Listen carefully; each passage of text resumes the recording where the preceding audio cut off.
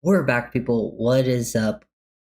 Nice little post game recap stream. I don't think I've done one of these all year, like especially on like the day of the game. Usually a lot of people are streaming by then, so I just kind of let it go until I get the film.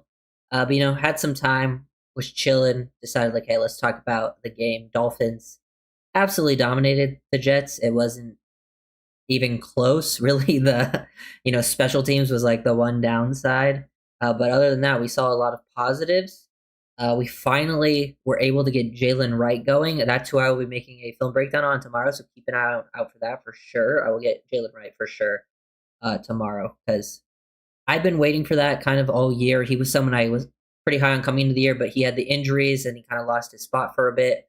But I always thought like he was a better, like if they had to, like, because Achan went down with an injury. You asked if Achan is good. Yeah, they said McDaniel Architect said there was no rib like break or anything detected, and if they needed Achan to come back, he would have come back. So I think Achan's good. They were just playing it safe. But I think like as like a workhorse to replace Achan, if they needed that, I think Jalen Wright was more fitting. While Ollie is better as a complementary short yardage back, and you got to see a very decisive Jalen Wright today. My one concern is still a little. He didn't fumble today, but I do still have some concerns with like, oh, that ball. He holds it a little bit, away from himself at times. But like he was running hard. I thought his vision was good. The burst, the like power he was playing with was really impressive. He was constantly fighting for extra yards. So I love seeing that out of Jalen Wright. I know uh, there was a lot of naysayers against Wright, but he's one of the players on the team that I was just like, he just needs more opportunities, and I think he'll change the outlook of how fans see him. Uh, but yeah, offense had a weird game. Like they was a dominant first quarter, about as dominant as the first quarter as you can have. Then after that, they started to stall a little bit. I think the passing game is still finding its struggles.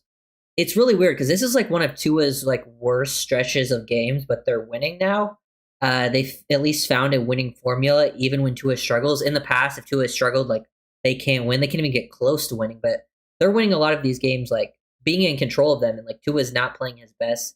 So that will be big down the stretch because their schedule coming up, I think when we posted it, yeah, Steelers, Bengals, Buccaneers, Patriots, definitely tougher than what they've been playing. But I think all of those games are still winnable, but they are definitely going to be tough battles. So we'll see how that plays out. Don't get too impressed. Jets traded everyone away, and the remaining guys are injured. Third and fourth string wide receivers and third string QBs. I mean, but the Jets had won two of their last three, so and they're an NFL team. I'm not putting too much stock into beating the Jets, but the Jets have been playing competitive football. The Dolphins just beat the Saints too, but then the Saints go and beat the Buccaneers, and the Buccaneers are considered a good team.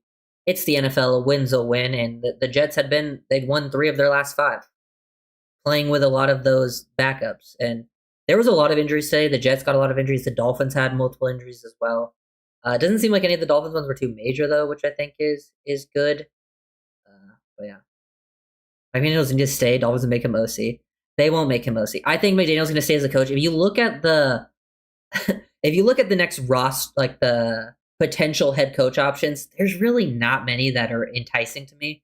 I think I'd rather just stick with what McDaniel's got going on because if he can stick with this sort of run game first, go into an off-season planning to like, maybe add an extra tight end that can add an element to the run game, some more O-linemen, things of that nature. But yeah, that was probably the Patriots game, and even though it was early in the year, we did play them close. Yeah, I mean that's a winnable game too. They're a good team, but it's winnable. Dolphins players stock up, stock down. It's tough to say stock up, stock down without watching the film, but just from watching the game live, I would say obviously stock up Jalen Wright. I would say Rasul Douglas has been stock up for sure. He had a really quality game. Another interception. Good job from Rasul. Trying to think who's else stock up. Ethan Bonner's got to be stock up with that interception at the end of the game, I guess, because he hadn't been playing too much outside of that. Stock down.